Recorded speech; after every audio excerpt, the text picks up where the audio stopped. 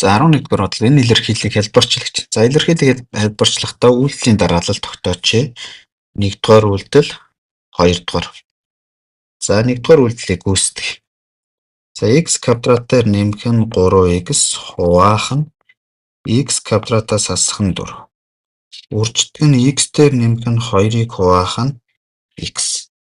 За бодорхон энэ илэрхийллийн хувьд хүртүүрээс x-ийг хаалтнаас гаргаж. Тэгвэл x дээр нэмдэг нь 3. За энэ бол 4 гэдэг тоог бид нар 2-ын квадрат гэж үздэг. Тэгвэл квадратуудын ялгуураар x-ээс асах нь 2-ыг үржигдэх нь x дээр нэмэх нь 2. Үржигдэх нь x дээр нэмэх нь 2 хуваах нь x.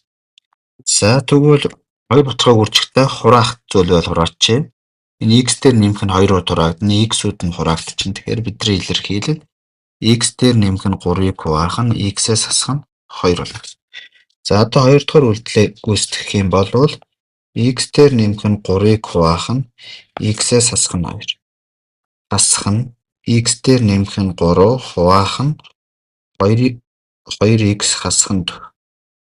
За энэ бид нар ижил хуваар 2-оор ижил хуваар өгчих юм бол 2x дээр нэмэх нь 6-г хуваах нь 2x-ээс хасах нь 4, хасах нь x дээр нэмэх нь 3.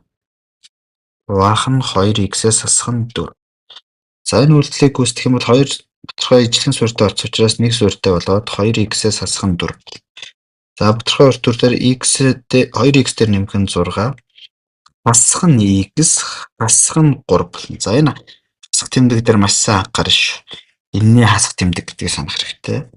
Ингээ хасгаад x-ээс хасах нь 3 бүтэх чинь 2x-ээс x-ийг хасгаад x 6-аас 3-ыг хасаад нэмэх 3 хуваах нь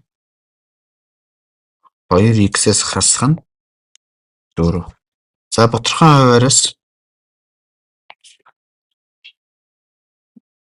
2-ыг хаалтнаас гаргачихаар x-ээс хасах нь 2. Ингээд бидний хариулт A хариулт авах нэ.